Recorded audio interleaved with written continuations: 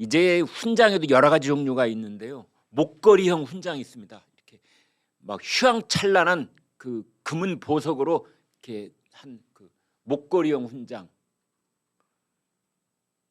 그다음에 이제 다른 훈장들도 있죠. 뭐 이렇게 배지로 다는 그런 훈장도 있고요. 매달 이렇게 이 목에다 걸기는 걸지만 줄은 다른 헝겊으로 돼 있고 마지막에 매달만 다는 것 뭐 이런 거 있는데 그 중에서 최고는 이 목걸이형 금은보석 목걸이형 훈장. 그 우리나라 1등급 훈장에 뭐 여러 가지 그 이제 1등급으로 분류가 되지만 그냥 좀 이렇게 단계가 있습니다. 일단 그 1등급 훈장 중에요 무공 훈장이 있습니다. 태극 무공 훈장. 이제 그 나라를 구하는 전공을 세운 이 군인들에게 주는 것이 태극 무공 훈장이죠.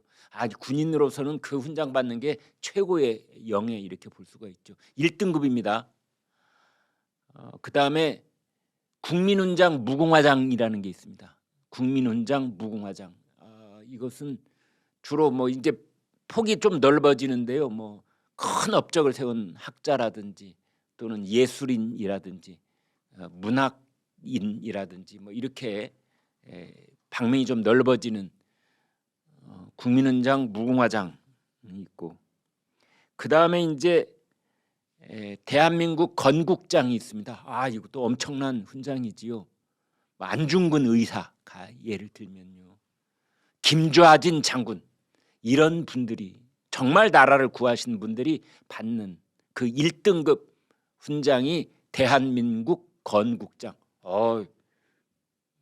그 이상은 없을 것 같은 훈장이 대한민국 건국장인데 그렇지가 않습니다. 그보다 더 비싸고 더 높은 훈장이 있는데 다 같은 1등급이라도 그게 무궁화 대훈장입니다. 무궁화 대훈장. 이것은 현직 대통령한테 줍니다. 지금 관례적으로 쭉 그래 왔습니다. 뭐 문재인 대통령만 콕 집어서 이걸 비난하는 건 좀 어폐가 있습니다. 문재인 대통령도 어떻게 보면은 관례에 따라서 전직들을 저 70년대부터 쭉 받아왔던 훈장이니까 뭐 나도 뭐 준다는 거 뭐 굳이 싫다 할 이유는 없지 않은가, 이제 그런 식으로 될 가능성이 있지요. 혹시 무궁화 대훈장 사진 있으면 한번 보여주십시오. 뭐 번쩍번쩍합니다. 이렇게 목에다 쫙 거는데요, 세트로 되어 있습니다. 이제 이건 뭐 정장, 경식장, 금장, 부장, 몸에 이 옷을 입으면 거기에 곳곳에 이제 이런 거 붙이는 건데, 저 오른쪽 경식장 보면은 저게 이제 목걸이 형태로 돼 있어가지고 저걸 걸면은 아주 폼이 납니다. 이것을 이제 문재인 대통령 혼자 받는 게 아니라 부부가 함께 받는답니다. 문재인, 김정숙 부부가 받는데 이 제작비가요, 한국조폐공사에 의뢰를 해서 만드는데 이 훈장은 만드는 기간도 한 2달쯤 걸리고, 가격이 이 한 세트가 7천만 원. 7천만 원. 고급 승용차 요즘 한 대 얼마쯤 합니까? 네? 국내 고급 승용차.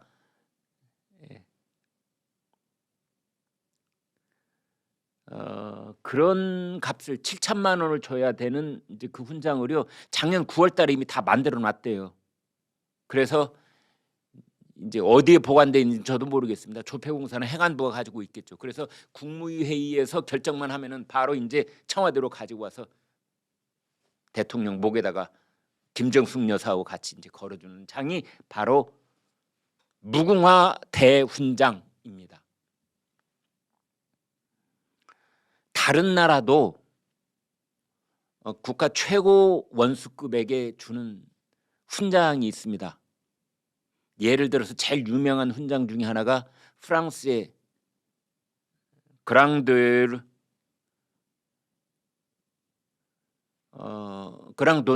이 훈장인데, 그 훈장도 여러 가지 등급이 있습니다.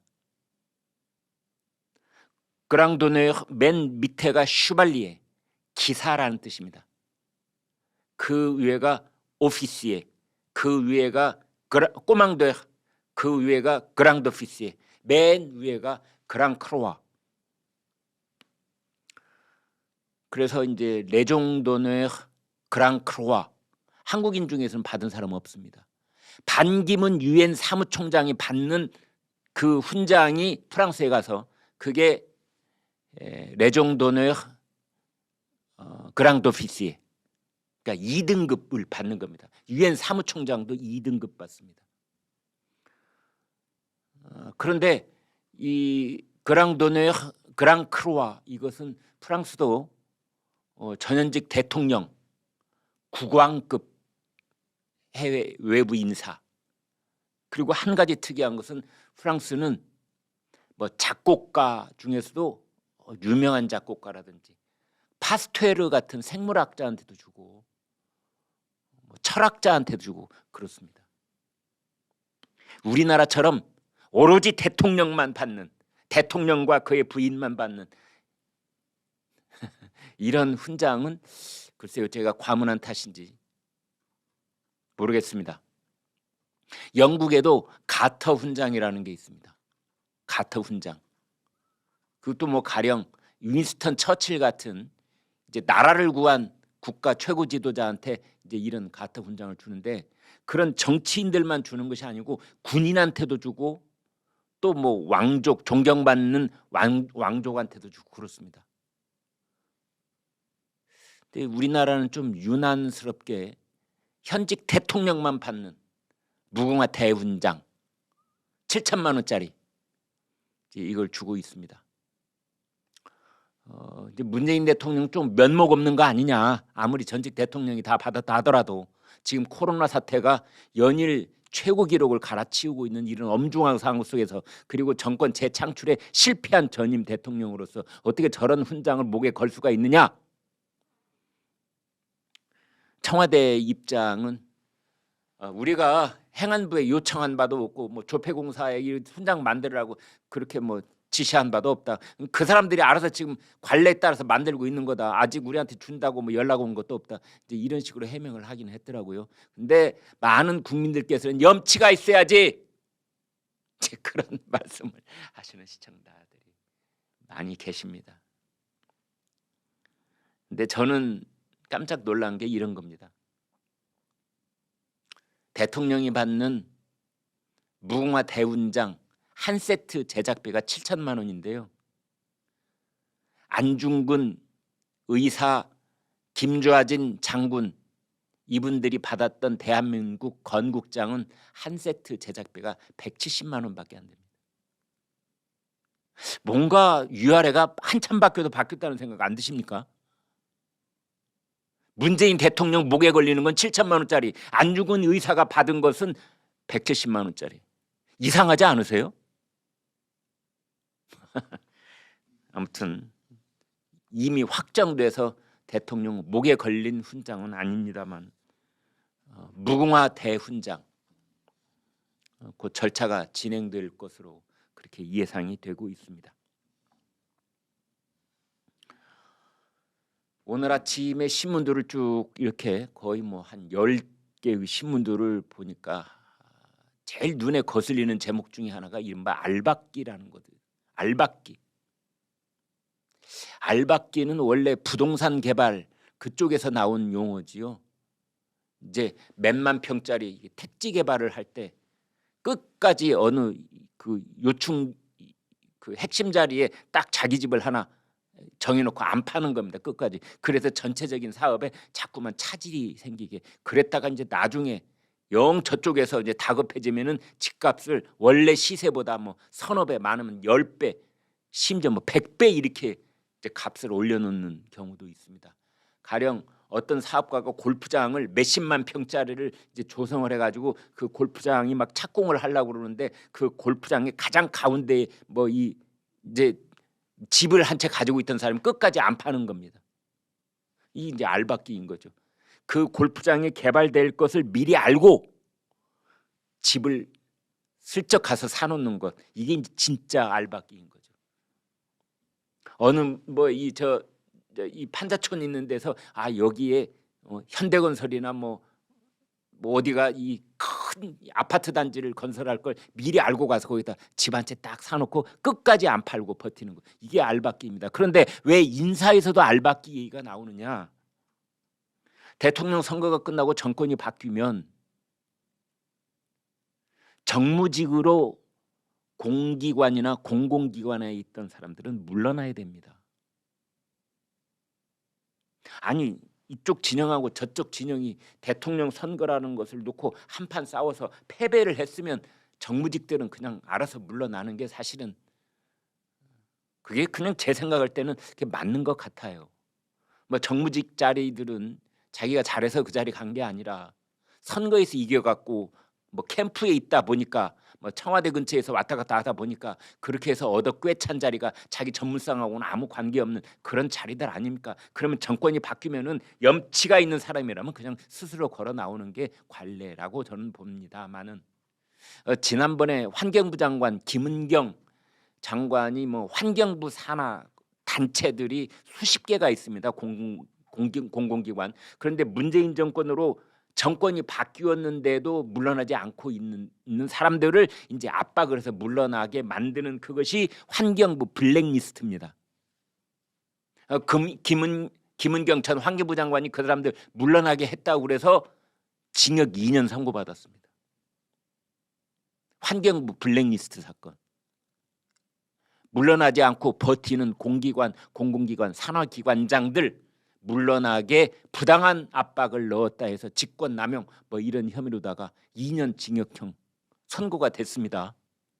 이제 그것 때문에 우리나라 사법부가 굉장한 관례를 하나 남긴 건데요. 뭐냐면 이제 정권이 뭐 바뀌든 말든 정권이 10번 골백번 바뀌든 일단 정해진 임기는 다 채울 수 있는 어떤 사법부의 관례에 의한 그런 것이 하나 딱 새로 생긴 겁니다.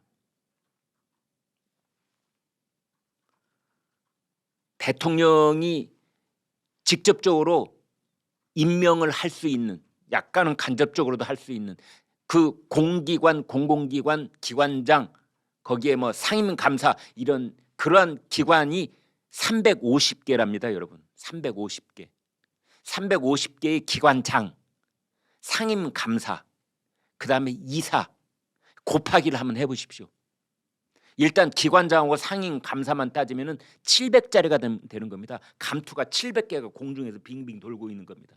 거기다가 이사 2명씩만 하면은 1,500개가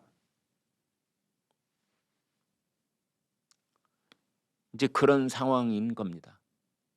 그런데 이제 문재인 정권은 이제 한 달 반 정도밖에 안 남았는데 지금 임명할 수 있는 자리가 많이 생기는 겁니다. 왜 그런 현상이 벌어지느냐? 예전에는 12월 달에 대통령 선거를 하고 2월 달에 이취임식을 했지 않습니까? 그런데 공기관도 마찬가지. 대부분 12월에 결산을 하고 이듬해 4월 달에 주주총회를 합니다. 주주총회가 뭐 하는 곳이냐? 중요한 정권을 바꾸기도 하지만 그 4월에 있는 주주총회가 기관장, 뭐 상임감사, 이사 이런 거 결정하는 회의가 주주총회입니다. 그래서 우리나라 공공기관, 공기관 중에 상당수가 올 4월에 이 주주총회를 하도록 돼 있어요. 말이 주주총회지 사실은 청와대의 의사가 반영이 돼서 공공기관의 기관장, 상임감사 이런 거 임명하게 돼 있는 겁니다. 거기서 지금 공중에 붕 떠 있는 감투가 몇백짜리, 몇천짜리 될 수 있는 거 아닙니까? 그거를 그중에서도 노른자만 골라서 지금 청와대가 임명을 하고 있는 겁니다. 이게 말이 됩니까? 알박기인 거죠. 낙하산, 코드 알박기. 청와대에서 뭐 행정관을 했다느니 뭐 대개 뭐 무슨 캠프에서 무슨 뭐 있지 않습니까? 특별 뭐 보좌관 같은 거 했던 사람들 다 이 코드가 맞는 사람들을 떠나기 전에 한 자리씩 헬리콥터에다가 감투 1000개쯤 싣고 가면서 따다다다닥 논아주는 겁니다. 지금 청와대에요 이런 민원 신청이 막 어마어마하게 쌓여 있답니다. 청와대에 아름아름 연줄 넣어가지고 제가 문재인 정권을 위해서 지난 5년 동안 이렇게 애써왔고 지난 4.15 총선 때 내가 거둬온 표가 얼마고 이번 선거에서도 비록 지긴 했지만 내가 거둬온 표가 얼만데 아니 문재인 대통령이 떠나기 전에 나한테도 하나 씌워주고 떠나야 될 거 아니요. 그래야 3년은 먹고 살지. 이제 이런 민원들이 쌓여 있는 겁니다. 상임감사 신의 직장 중에서 꽃 중에 꽃이죠. 노른자이 중에 노른자이. 상임감사 거의 기관장하고 비슷한 대우를 받더라고요. 상임감사하면은 자기 집무실 있죠, 비서 있죠, 자동차 있죠, 운전기사 있죠, 수억 원짜리 연봉 나오죠, 판공비 있죠. 대단한 자리 아닙니까? 그렇다고 해서 뭐 엄청난 책임을 지는 자리는 아니고요. 감사는 감사하는 일이니까. 이런 감투들이 지금 돼 있는데 그것을 지금 한 달 반쯤 남은 문재인 정권이 그런 인사를 하고 떠나버리면, 가령 4월 달에 그런 인사를 하고 떠나버리면 그 사람은 이제 4월부터 3년 동안 에헴 하고 그 자리에 앉아 있게 되는 겁니다. 나가라고 압박도 못 넣어요. 왜? 아까 말씀드린 환경부 블랙리스트 그 판례가 있기 때문에 잘못 압박 넣었다가는 다시 또 수사가 진행될 가능성이 있기 때문에 이제 그걸 믿고 다 버티기를 하는 거죠. 알박기 버티기, 낙하산 버티기. 3년 동안. 그래서 지금 비판을 받고 있습니다. 구체적으로 몇 자리 말씀을 드리겠습니다. 한국 IPTV 방송협회 윤도한 대통령 국민소통 비서관 출신입니다. 저기 나와 있군요. 2월 달에 이미 임명 받았습니다. 김재납 한국원자력안전재단 이사장, 청와대 시민사회 수석 비서관 출신이네요. 윤형중 한국공항공사 사장, 청와대 사이버정보비서관 했고, 정기환 한국마사회 회장, 마사회 적폐청산위원장 했군요. 이런 중요한 자리 중에 이번 달 3월 31일로 임기가 끝나는 이주열 한국은행 총재, 여기는 이제 너무나 중요한 자리에서 지금 청와대에서 이거는 윤석열 후보 쪽에서, 윤석열 당선인 쪽에서 이건 결정하시오 뭐 지금 그러고 있다는 거지요. 한국수력원자력, 한국가스공사, 한국지역난방공사, 제주국제자유도시개발센터, 한국남부발전, 한국성장금융, 한국농어촌공사. 아니 뭐 이런 거 검증할 필요도 없습니다. 350개라니까요. 350개. 한 기관에 곱하기 3자리만 해도 350 곱하기 3 하면은 1000자리가 넘습니다. 그래서 다들 하는 얘기가 해도 너무한다. 해도 적당히 좀 하지. 그래 앞 정권 그 앞 정권 그 앞 정권도 그 비슷하게 정권을 딱 얻게 되면은 그 대통령이 임명할 수 있는 기관장 자리 거기에 뭐 농공행상해서 좀 자리 어디 가서 벌어먹을 데 없는 사람들, 내각에 들어가지는 못하고 뭐 그런 사람들 이렇게 좀 자리를 안배한 그런 관례가 있다고 하더라도 이건 너무 심한 거 아니냐? 너무 심한 거, 해도 너무한 거 아니냐? 이미 정권은 반대당으로 넘어가게 결정이 딱 나 있는데, 선거 끝났는데 이제 와서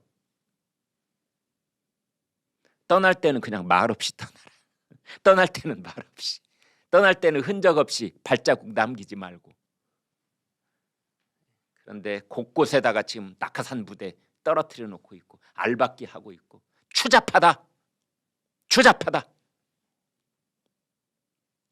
이런 그 성난 시청자 여러분들의 댓글을 확인을 할 수가 있습니다.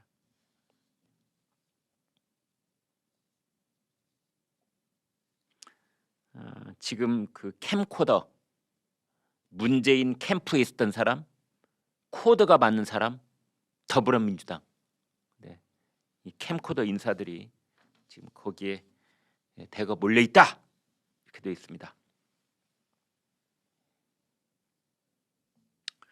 뭐 그렇다고는 해도 문재인 정부는 말년이 없다. 내임덕이 없다 이런 것이죠. 이것도 군대 용어입니다. 왜 이제 군대에서 말년이 되면 병장 그 계급장이 이제 먼지가 좀 끼일 때쯤 되면은 제대 한 달쯤, 제대 보름쯤 남겨놓고 말년은 열외 그 모든 부대에서 해야 하는 굳은 일, 아침 점호에 뭐 참석하는 일 전부 다 제외. 좀 쉬어. 그동안 애썼어. 사회에 나가서 뭐 할지. 뭐 영어 참고서라도 하나 더 보고 있어라. 이랬다는 건데요. 문재인 정권은 말년이 없다. 끝까지 열심히 일하겠다. 문재인 대통령이 그런 말을 여러 번 강조를 했지요. 그런데 대통령 선거에 투표함 뚜껑을 열어보니 국민의 준엄한 심판이 내려진 겁니다. 따라서 문재인 정권이 마지막 한 달 남은 그 기간 동안에 국정 운영을 독단적으로 하기는 어려울 것이다. 뭐 이런 말도 나오고 있습니다.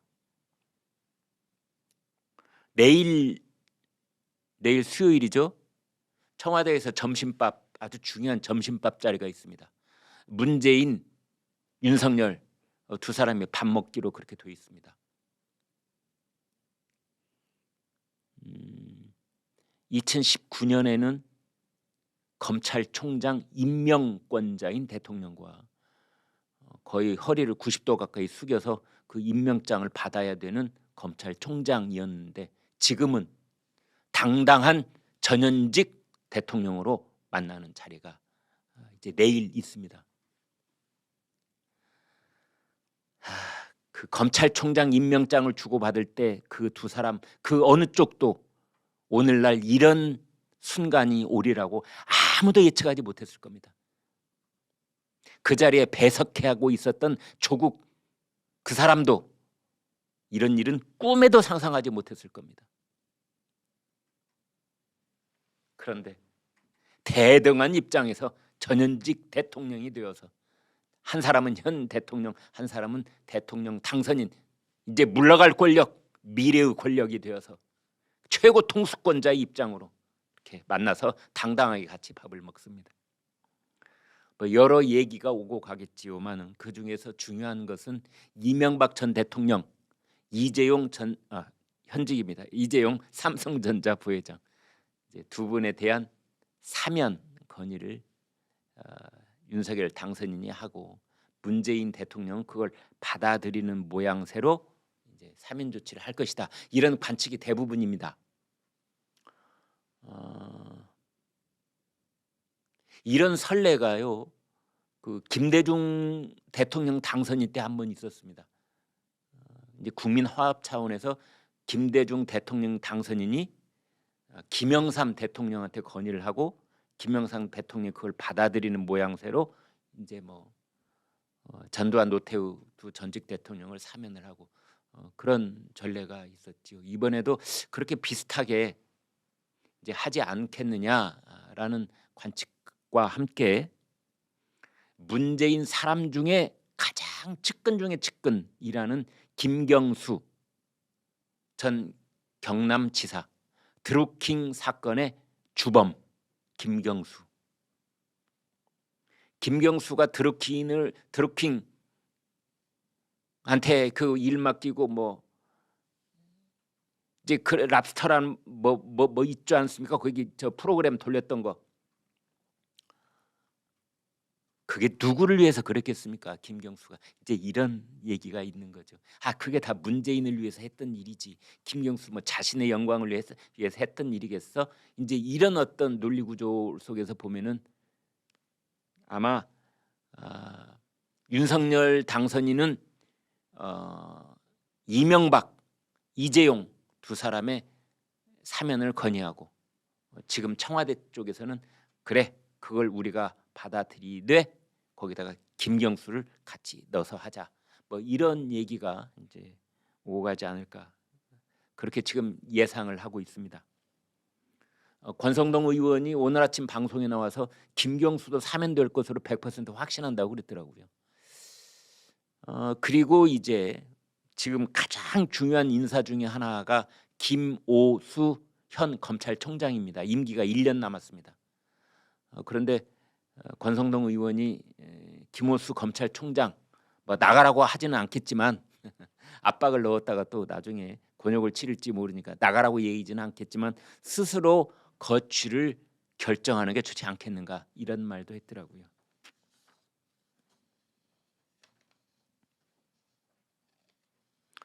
문재인 대통령이 이제 5월 9일 날 보따리 싸가지고 나가게 될 텐데 그 사이에 여러 일들이 있을 것 같습니다. 일단 국정 백서 문재인 정권 5년 동안 어떤 업적을 남겼는지 이건 용비어천가일 가능성이 높은데요. 국정 백서 다음 달에 발간될 예정입니다. 그다음에 그 치적을 기리는 영상도 제작할 것이다 이렇게 되어 있습니다. 그다음에 4월 15일쯤 그 중순 어느 날 문재인 대통령이 퇴임 기자회견 마지막 기자회견을 가질 가능성이 있다 이렇게 되어 있고 그 뒤에 경남 양산에 있는 평산마을에 이제 사저 공사가 마무리되고 거기에 들어갈 것으로 그렇게 되어 있습니다.